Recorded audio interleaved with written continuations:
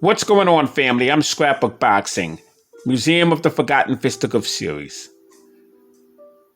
I want to talk about two great fighters, featherweights. Willie Pep, Will of the Wisp. He's to your left. And Joseph Sandy Sadler, who's to your right. Now, let me quickly talk about Willie Pep from a personal experience. I knew Willie Pep very well. Had several conversations with him, various dinners and Hall of Fame appearances, functions, so on and so forth. And what I most enjoyed about watching Willie Pep, and he had already retired, obviously, and stopped fighting when I started watching boxing, but he was still going to fights. And he would be one of the fighters that would be called into the ring. And he would make his appearance known. He had about 9 to 12, sometimes 15 ex-fighters in the ring. And Willie Pep would majority of his time show up to these fights and appear in the ring. And when he would climb into the ring, he would get one of the loudest applause. And he would wave to the crowd, and he was the kind of character, if you will, of a fighter, of a person that would shadow box in front of one of the fighters standing there, and he would then shake his hand, and everyone would go crazy. Because Willie Pep loved fighting. That's what it was all about for him. And he died November 23rd, 2006. He was 84 years of age at the time of his death. He stood 5 foot 5 inches and had a 68-inch reach. Weighed 125 times the majority of his career. Fought from 1940 to 1966. And he would take on a man by the name of Joe Sandy Sadler for separate occasions. Sandy Sadler had 65 brutal knockouts in his first couple of years as a professional. Willie Pep had 65 knockouts in his whole career. But Sandy Sadler had 104 knockouts, fought from 1944 to 1956. He stood 5 foot 8.5 inches, some say 8.25 inches. Weighed 125 pounds and had a 70-inch reach. I knew Sandy Sadler as well.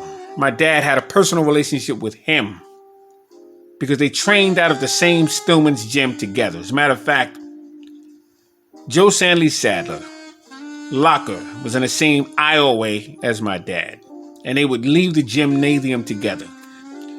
They would walk from Stillman's gym to the train station, and they would take the same train several times, and they would talk about their day and their experience in the gym that particular day. Talk about what happened out of town when Sandy Sadler trained out of town and fought out of town.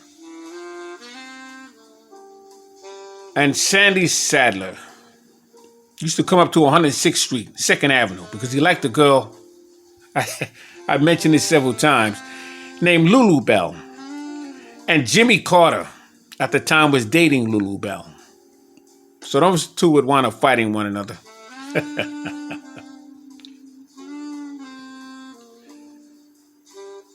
But Willie Pep would be entered in Boxing Hall of Fame in 1963, the International Boxing Hall of Fame in 1990. 1954, February 26th to be exact, he would lose in 2 rounds to Lulu Perez. And many thought that he took a dive. And Willie Pep never liked talking about that later on in life. He always swept it under the rug. But he had to face the commission. And he was suspended from the state of New York. Because his dive was obvious, unlike Jake LaMotta and others. You had Watson Jones, who took several dives, and many others. But Willie Pep was warned several times before his fight with Lulu Perez. And he was approached by the commission, said, Lulu, Perez is not capable of beating the Willie Pep that we know. I understand that this is going to happen. I'm telling you right now, damn it, don't do it. Is there an issue that we need to know about? Is there money? Is there someone approaching you to make you do this? And Willie Pep allegedly took the dive in 2 rounds. So he was suspended out of state of New York. He wouldn't talk about that later in life. But he won a New York Sack featherweight crown November 20, 1942 from Albert Chalky Wright. Albert Chalky Wright was a chauffeur for Mae West. He appeared in many westerns after his boxing career. He unfortunately died in a bathtub. He drowned when his toe got stuck in a faucet, and he was in some kind of an awkward position that he could not get up. Obviously, he would have. And he would drown in a bathtub. But he was some fighter. Pep would lose his 62-0 winning streak March 19th, 1943 against Sammy Engat. But he was something else, because then he would go another 72-0 before meeting Joe Sandy Saddler in New York's Madison Square Garden. But he would meet a fighter by the name of Sal Valentino. Sal Bartelio. I always mispronounce his name. 12 rounds, and he would become the undisputed world featherweight champion. Now, Willie Pep, when he fought Sandy Saddler, October 29, 1948, New York's Madison Square Garden, Ruby Goldstein was the referee. It was for the World Featherweight Championship crown. He had 14,685 spectators who anticipated a whale of a bout. They invested a total of $55,781.78 to see this well-anticipated bout. Now, here you had a man from Connecticut and a man from Boston. And Sandy Saddler would reside in Harlem, New York. And he would spar with everybody in Stillman's gym. My dad is there looking at him. And he's telling me how Sandy Saddler would hit the heavy bag and everyone knew he would be a star. He would have men all around that bag watching him because he could jab.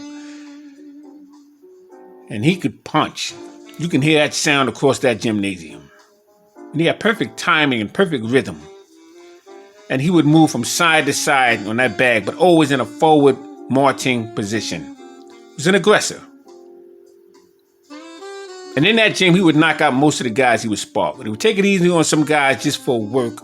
But when a guy got a little too heavy-handed for him, that was the end of that fighter. And he would spar with the likes of top 10 fighters in Stillman's gym. And Lou Stillman would announce Sandy Saddler would be sparring next.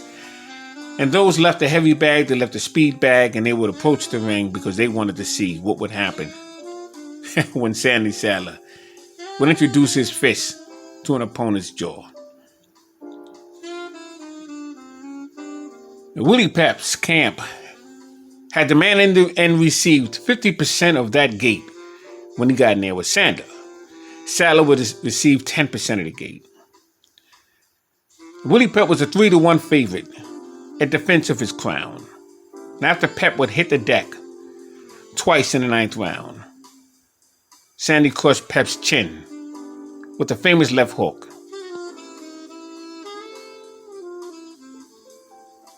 And he would drop him in the 4th round. 2 minutes and 38 seconds. Referee Ruby Goldstein would wave off the contest. Willie Pep would suffer a bloody nose and a blown up lip. And after 3 smashing uppercuts to the eye, nose, and lip, he became distressed and took a knee. And Ruby Goldstein began to count in the corner. He knew Willie Pep was a little over his head. You see, Willie Pep had close to 130-something fights. And he suffered a plane crash. Everyone in that plane died but Willie Pep. And he was told to take the settlement that was offered to him. But he refused the settlement because he wanted an opportunity to regain his crown. Willie Pep was one of those fighters who would come around once in a lifetime. Fought a man by the name of Jackie Graves. Stated to the press that he would never throw a punch and he would win a round, and that he did. Now that was the first fight between Willie Pep and Sandy Saddler. And Saddler would watch Pep when he fought a fighter by the name of Patty DeMarco. And he knew then that he could defeat Willie Pep. That's a quote directly from Joseph Sandy Saddler. Pep would win the crown in 1942. Chalky right. And he was very proud. 136 fights later, as well as a plane crash in 1947. That would be the same year that Jake LaMotta would take a dive in New York's Madison Square Garden against Blackjack Billy Fox from Philadelphia. February 11th, 1949, the second fight. Ring Magazine's Fight of the Year. Now, the original date was scheduled for February 11th, 1949. But the promoter, 20th Century Sporting Club, Harry Markson, didn't think that the fight would do well. But surprisingly to him, it would gross $80,000. And Willie Pep would once again, he would dazzle. He would move. And the thing about Willie Pep, the majority of the times he stood in the pocket, but he shifted his head from side to side, shifted his shoulders over, jab to the head, jab to the body. And you couldn't hit Willie Pep. And Saddler had explained that later on when we met him. Well, at least when I met him. He told me that Willie Pep was very difficult to hit. He's right there and he's not there. He said it was really amazing. And Willie Pep was just a guy who had that natural ability. Couldn't hit him with a handful of buckshots or a handful of rights. And Saddler said I had to put pressure on him to get him to move. So otherwise he would spin around you with very little effort.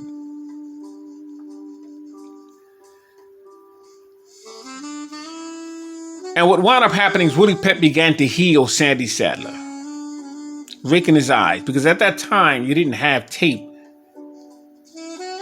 around the laces of the gloves. And the rules were not as tight as they are now. And you can somewhat get away with raking a guy in the eye. You may get a warning or two. But you mix it up, you rake his eye, and then you hit him to the opposite hit of the direction of where the referee is. You hold his head down and clenches and so on and so forth. Willie Pep is telling me this kind of stuff. And he did that for 15 rounds, and he would once again become the featherweight champion of the world. Now, in their fourth fight, Willie Pep weighed 125 pounds, and Joe Sandy Saddler weighed 125 pounds as well. September 26, 1951 is when that happened, New York's Polo Grounds. And referee was Ray Miller from Chicago. He would wind up stopping that contest in front of 13,836 spectators. They invested $75,311. It was $110,000 between television and movie rights, between 13 cities and 17 theaters. Willie Pep was 29 years old and Joe Sandy Saddler was 25 years old. And these two men will put together a classic. And if you thought the first two fights was something else, that was a classic. And what happened is that Willie Pep and Joe Sandy Sadler began wrestling. And they were knocking each other down, and he knocked down the referee, Ray Miller. That was the mistake on the part of Willie Pep. And he would wind up finalizing the decision to cancel him out of New York because Ray Miller had reported that incident to the commission. He said he was injured and they had to get his neck checked out. One thing you do not do, put your hands on the referee. And if you do, you better hope to God he doesn't get injured. And that happened. So between the incident of Ray Miller, referee, and the fourth fight, being injured, and the alleged dive of Lulu Perez in 1954, that was the end of it for Willie Pep. And Willie Pep will be an ambassador, if you will, to boxing. And he was just well loved. He was, like I said, a character. And he knew everybody. Everybody knew, loved, and respected Willie Pep. I mean, that's just the way it was. But Sandy Sadler was, what a hell of a fighter this man was. He was something else.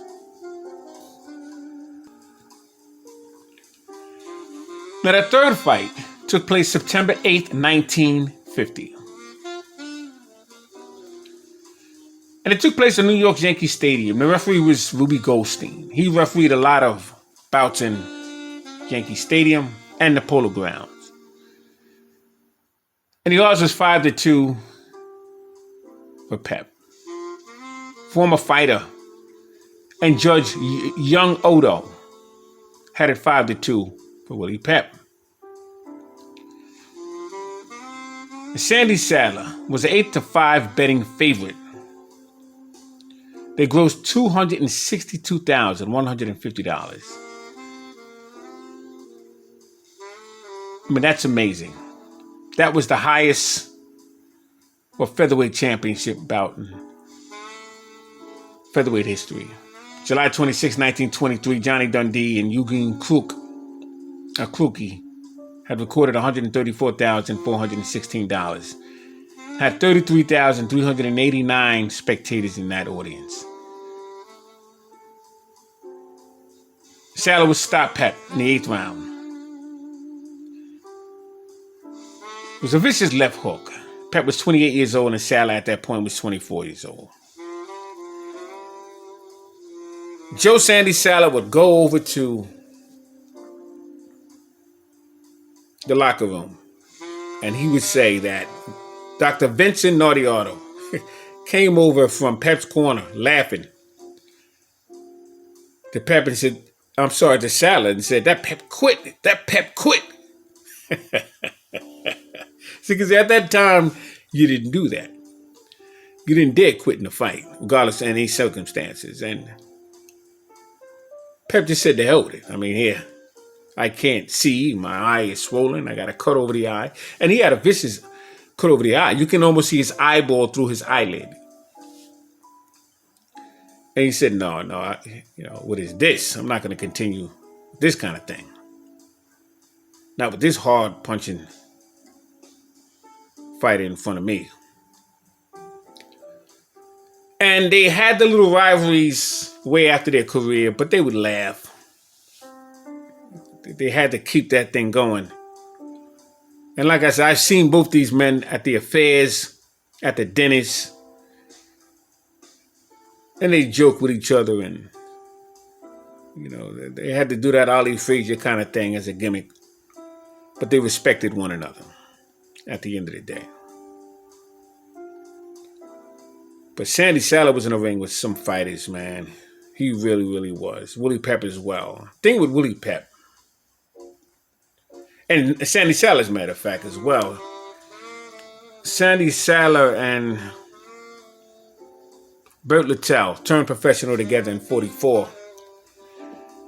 And Pep turned professional with the greats. I'll tell you something funny.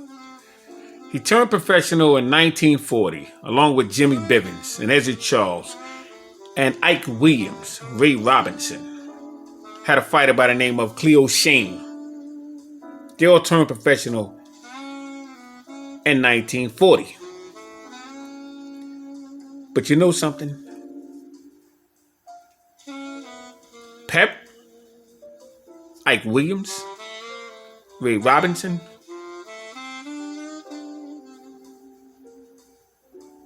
they all lost their title in 1951.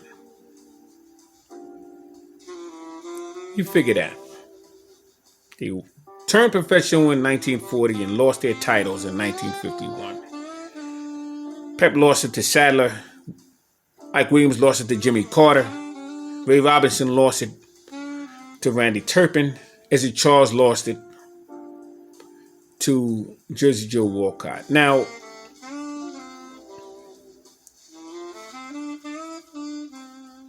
the thing about it, the only fighter of those four that would regain their title was Ray Robinson. New York's Polo Grounds, with referee being Ruby Goldstein. And if you want to include, like I do, Jake LaMotta, although he got his license in 1940, but he had his first fight in 1941. But he lost his title to Ray Robinson in 1951. So I include him as well. So I just wanted to talk about this fight. It was an outstanding fight between these two men. And it was a saga. And you just don't have things like that anymore. Two of the greatest in that featherweight division. Willie Pep and Joseph Sandy Saddler.